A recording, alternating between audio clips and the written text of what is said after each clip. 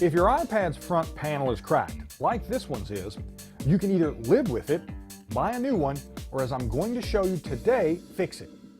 Just remember that this isn't something you should do if you have an Apple Care Plus or other warranty that covers accidental damage. Also, I encourage you to watch my video on what to know before trying to fix a smartphone or tablet. It will help you decide if you should tackle the repair yourself or just take your iPad to a shop. And lastly, understand that by following the instructions in this video, you do so at your own risk. Before you begin, you'll need to get the necessary replacement parts and tools. Now, on this iPad, we're replacing just the front panel, not the LCD, and we'll be reusing the home button and metal camera bracket from the old panel. Now, you can buy replacement panels online between $50 and $150. Just be sure you buy the right one for your iPad. And depending on where you buy the panel, it may come with pre-cut adhesive strips. If it doesn't, you'll need to buy them or cut your own strips from double-sided tape. As for tools, you'll need a hairdryer or heat gun, a few thin metal blades, several plastic spudgers, guitar picks, or plastic case opening tools, and a Phillips 00 screwdriver. Again, you can pick these up online if you don't have them. Lastly, I'll be replacing the panel on an iPad 2, but the same basic steps can be used on the iPad 3. The first step is to back up all the iPad's data using iCloud or iTunes, just in case something goes wrong. With that done, you can begin removing the cracked panel by heating its edges with a hairdryer or heat gun. This loosens the adhesive that holds the panel to the case. Heat a small area of the panel until you can easily insert a thin tool between the panel and the case and gently pry them apart. If the panel doesn't easily come away from the case, keep heating the area. Also, take care not to insert the tool too far into the iPad. Doing so can damage the LCD and other internal components. Once you've created a small gap in one area, work your way around the edge, heating and prying as you go. You'll need to leave placeholders, like this spudger, in the separated sections to prevent the panel and case from sticking back together.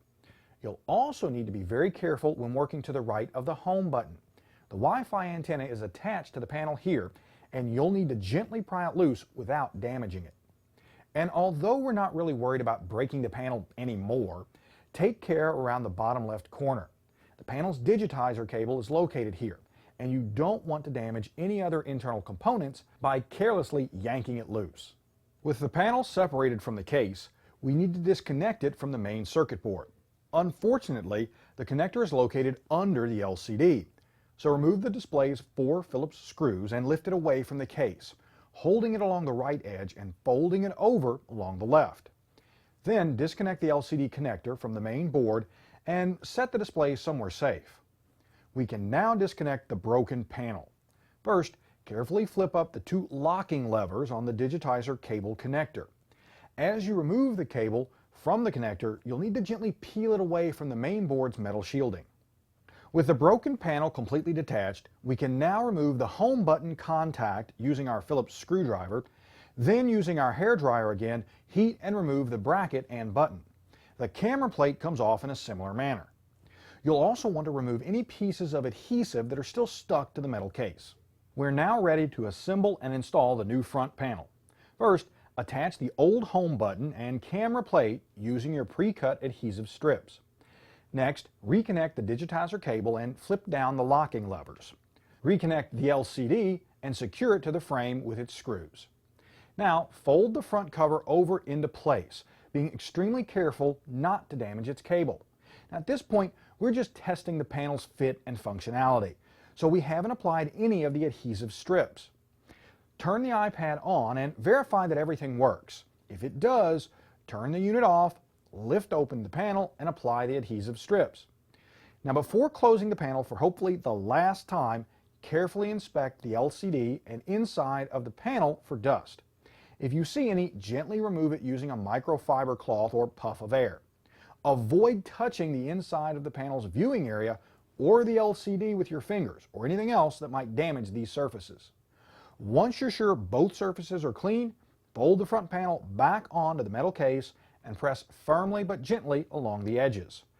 After removing the front panel's protective film, the fix is complete. Now, I'm not going to lie, this is a tough fix, but if done right, it can breathe new life into a broken iPad. Now, if you have questions about this fix or any of my cracking open videos, you can contact me through Twitter. And to see more teardown photos of the iPad and other tech gadgets, go to techrepublic.com/crackingopen. For CNET and Tech Republic, I'm Bill Detwiler.